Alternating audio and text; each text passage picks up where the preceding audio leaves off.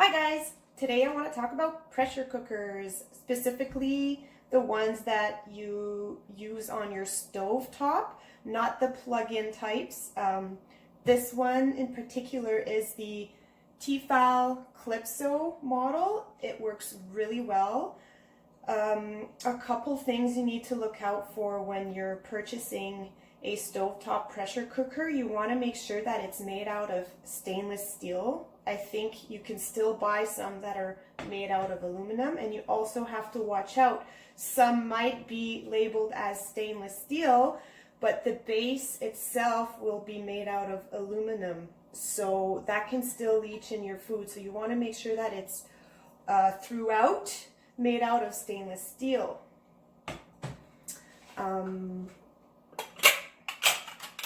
That's the interior of the lid. So when you're, like any pressure cooker, when you're putting the lid on, you want to make sure that the seal is on correct. So I always inspect that every time I use my pressure cookers. They typically come with a little screen or a mesh, and I'll be using that today because I'm going to be steaming my veggies for lunch. But again, you don't need to use that. You can cook your veggies directly in the liquid, and you don't need to put water. You can put broth, or you can add whatever you want to flavor your food, as long as it's a liquid.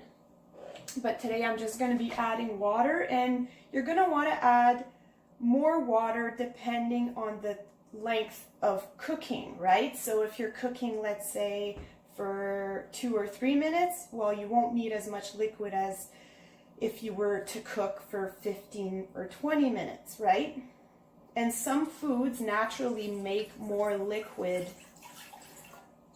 in the pressure cooker. For instance, if you're cooking a whole chicken, well, the chicken itself has a lot of moisture, so it's going to add to the liquid content in the pressure cooker. So these are all things that you will get used to when you start using a pressure cooker. Typically, I just wing it. As long as I have about a cup of water for cooking my veggies, I feel good about that. If I'm cooking for 15 or 20 minutes or more, then I typically have 2 cups of liquid in there. So today's lunch is a mixture of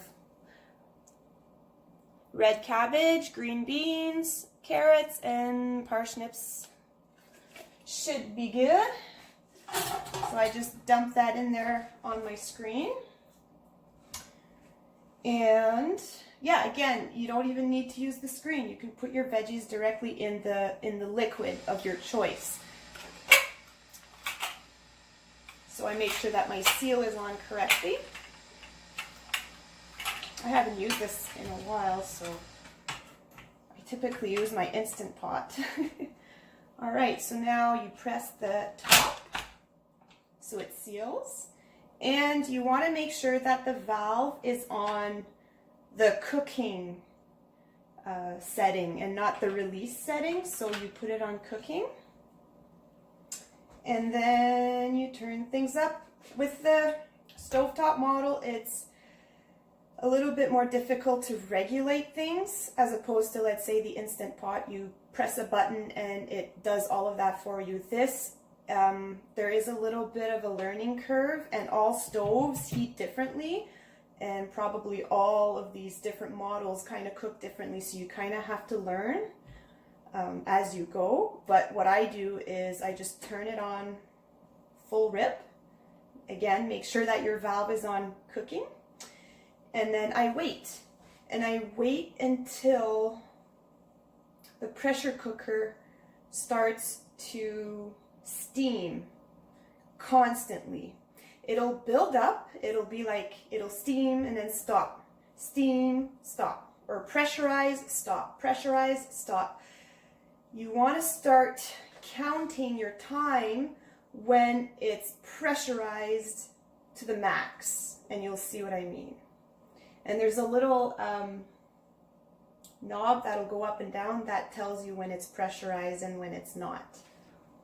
And I'm also heating up some leftover steak from yesterday, and we can't use microwaves on nutritional balancing, so I use this little stainless steel frying pan quite a bit, and like I mentioned in a previous video, all you need to do is add a little bit of liquid at the bottom of the pan with a lid, and then you can heat your food up that way, heat your leftovers up that way, instead of microwaving or actually frying with oils at higher temperatures. So this is a preferred method, in my opinion, to heat up your leftovers. Works great for meat and veggies as well. So I'm going to turn that up to just on to low. It's already cooked technically, so it's just to warm it up. And now we wait.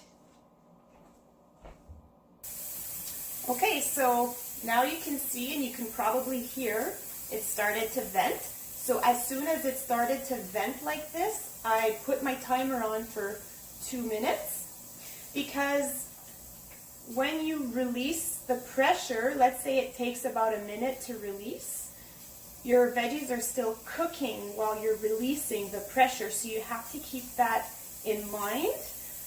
My veggies were cut pretty small, so I'm feeling good about 2 minutes, but if they would have been larger chunks, then I would have probably cooked for 3 minutes. And again, it's with trial and error, so 1 minute left. And again, like I said, it's going to keep cooking as the pressure releases from the unit. And with these models, you can actually release the pressure even quicker by pouring cold water on the opposite side of the valve directly on the lid. So you would basically bring it to your sink and pour cold water on it, and apparently that releases the pressure even quicker. But I've never actually tried that, but that's what the user's manual suggested.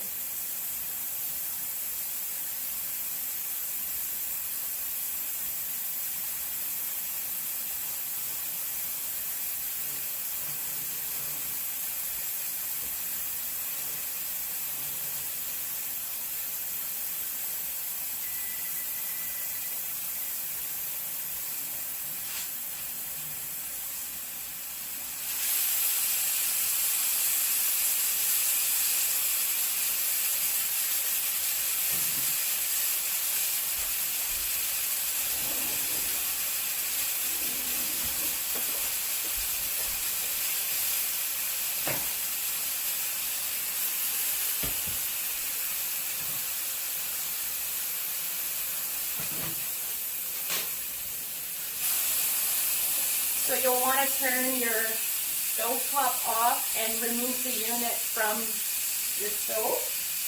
Release. And I always just go with the flow. I left it on maybe an extra 15 seconds because I felt like maybe it needed it. But we'll soon find out.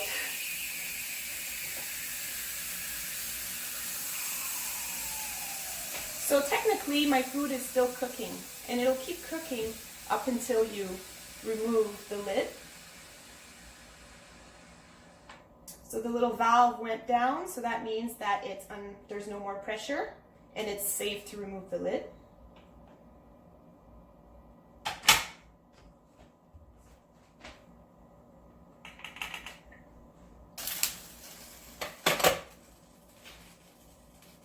Perfect. Perfect, perfect, perfect. Awesome.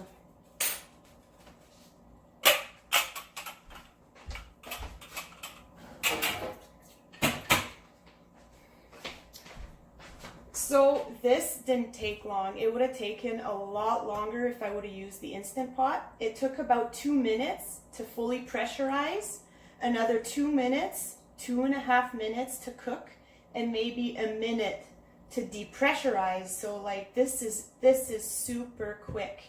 A stovetop model will be much quicker than a plug-in model, but it requires a little bit of practice and kind of throttling the heat and playing around with it a little bit, but it works really, really good.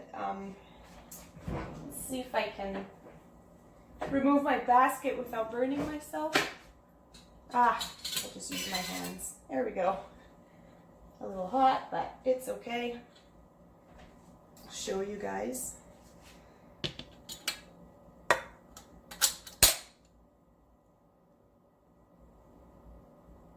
So there's about 3 cups of vegetables in there, and I aim for 3 cups per meal. I don't always eat veggies for breakfast, so technically on some days I only eat about 6 cups in total. Obviously it's something I'm working on, but yeah, and see, there's still some liquid left, and it's purple. I love it. I'm just gonna have to drink that. Very nutritious. So my steak is ready. And yeah, I'll be having lunch now. Add a little bit of butter to my veggies and some sea salt. I really like this sea salt here. This is what I use. It's the Celtic sea salt that Dr. Wilson recommends. It doesn't work well in a regular salt shaker, so that's why I have it in this little mason jar. It's kind of a wet salt, but it's really tasty, and I like the consistency of the larger particles, so it makes my food taste really good. So yeah, that's it for me, and I hope you enjoyed this video, and yeah, ciao for now. Bye.